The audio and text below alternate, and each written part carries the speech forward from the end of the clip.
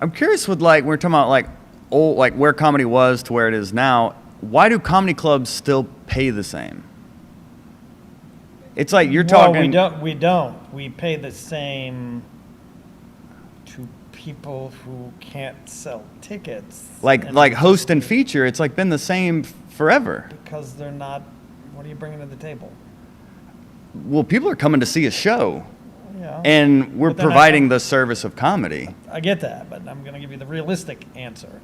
And there's a line of you. Mm-hmm. So unless you're selling tickets, why does your pay go up? Because I've got. Well, because inflation goes up, the cost of living goes up. The cost of running this club goes up. So if you're not bringing someone, this is the hardest part I think for comedians to understand. If you want to talk about funny, let's talk about funny. Mm-hmm. If you want to talk about commerce, then let's talk about commerce. Yeah. If you're not bringing commerce to the table, if you're just bringing funny to the table, I got a whole bunch of funny. I got a whole bunch of funny right in here. But why? I wonder why there hasn't even been, that topic is not even really discussed. It's like every other job, the pay has gone up over the years, but for comedians, it's stayed the same. And I'm not accusing you, but as someone, as an industry expert, it's like, as me being a comedian, I'm like, why are we like the only job that isn't getting more? I hate to tell you, it hasn't stayed the same. I pay less. So, but like $50 to host, I guess that's like the average. Right. But you're saying, I mean, you paid Chris. I don't pay features at all anymore. Here? I don't have feature acts anymore. Now, like, if a headliner is bringing a feature act, that's negotiated through the agent, and they're going to bring a feature act, and that's all worked out in advance. But if I just have a average headliner coming in, there's no feature money. I'll just run a couple of guest sets because the commerce is shrinking for comedy clubs.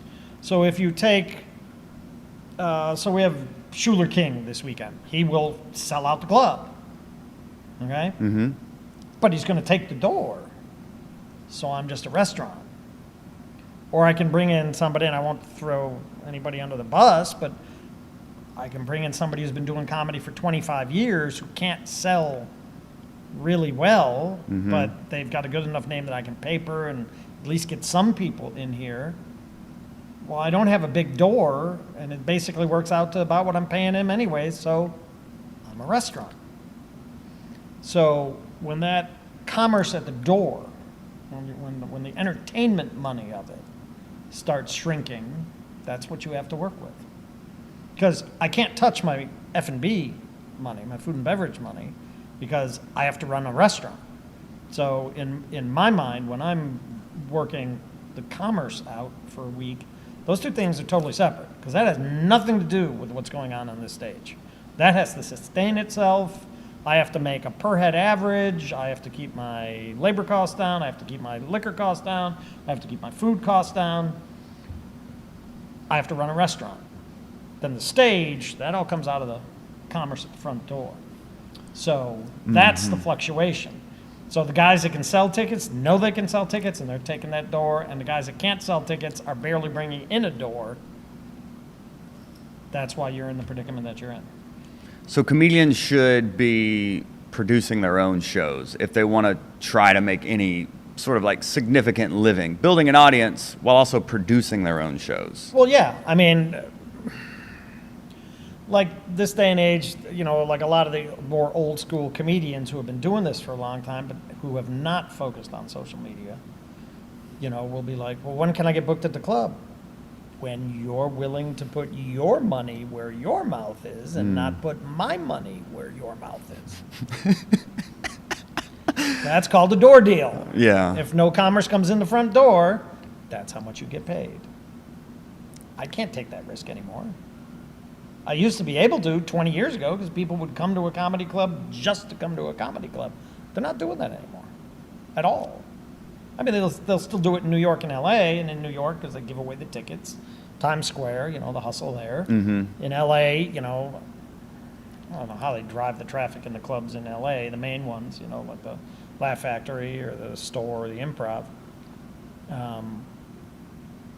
know, and they get it because, you know, all the producers and directors and then casting people are all going through the club, so people are willing to work. But you go to those clubs and you pay $25 a set no matter who you are. Mm-hmm. Yeah. Yeah. I have heard, like at the Comedy Store, like Joe Rogan would get $25. Right. That's it. Yeah. That's all they get. Yeah. So, you know, their commerce model is a little bit different.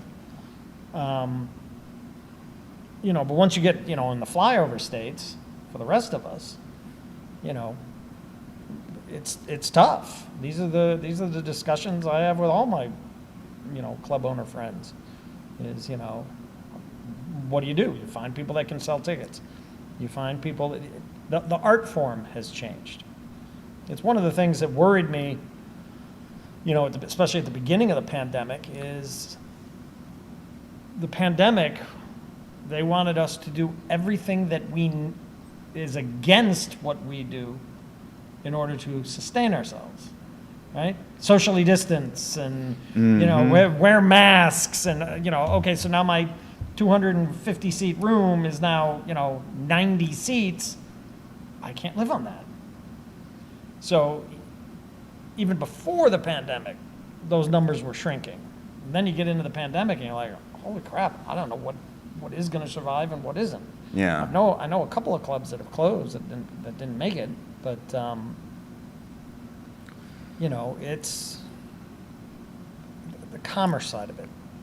It seemed, and that I mean, what I've learned is I was on the road a lot pre-pandemic. I was starting to do like a lot of comedy zones and stuff, and then as I was starting to get back into that, as the shows were starting to come back, I was realizing, man, I can drive all the way to Florida to headline for less money than if I produce my own show here in Atlanta. I can get paid more here in Atlanta, just produce my own thing, as opposed to driving all the way there. Now, I see the value in the reps and the stage experience, and I do see the value in that, but it is also like, to make a living, it's almost like as a comedian now, as you're talking about the art form change, it almost seems like the business side, it's no longer like, get in with this club, climb the ladder, it's like you've got to create your own everything at this point. Well, as a comedian. and it's, you know, and it really is social media driven. You know, you'll hear all the old school comedians, you know, poo-poo all the internet comedians. Well, some of those internet comedians are pulling down 50, 100, 200. I know one particular comedian who I used to manage who is pulling down $400,000 a month. Just on social media? From monetizing social media. Well, that would, because you've managed Country Wayne and Jess Hilarious. So I don't know. Okay. A month. We don't want to get his child support messed up, though. So a month.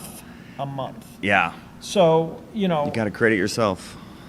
The other thing that I find, too, is that it's not about the art form. It's about the marketing of the art form. So I can have a guy on radio who used to be able to, you know, who was fantastic on radio and knows how to promote and everything. It doesn't drive the traffic anymore like it used to. Mm-hmm. If you start talking to the comedy club owners, you'll start finding we're not doing radio like we used to at all. I mean, I was on every single week for decades. No more. So Schuler King is here this week. He's selling out. I'm not going to spend a penny on radio ads. It's all social media. It's all social media driven. Wow. So he drives his own numbers. So for any comics up and coming, man, it is all about posting 4, 5, 6 times a day, new material. Every day. It's the only way you will move. It's the only way you will move your own bar up. You know, the good and the bad of it is you are in control of your own destiny. Right. And the bad of it is you are in control of your own destiny. There's no one to blame. It's a lot of work. Yeah. It's real work. Mm-hmm. And, you know, everybody used to be about funny, and it's not. I'm dealing with one guy right now who's been doing this for 28 years and who has lots of national credits, some big ones even just recently. Tickets aren't moving. It's like, because you are not listening to me. You need to put the swipe up link in your Instagram that takes people, and say Atlanta under it, that takes them directly to my ticketing site to buy tickets. You need to post every day. You need to go live every day talking about the gig. You have to sell 5 and 10 tickets a day to make progress. You don't go from 30 tickets sold to your week of the show and suddenly think you're going to sell 800 tickets. It's not the way it works. If there's no interest at the beginning when you go on sale, and some kind of movement as the time progresses and your date gets closer, then there's no interest. It's that simple. And it's a horrible thing to have that discussion with somebody. They don't get it. You know, especially a comedian who's put almost 30 years into their career, and it's like, I'm trying to help you. I'm not bad-mouthing you. I'm trying to tell you how to survive, and you're not listening.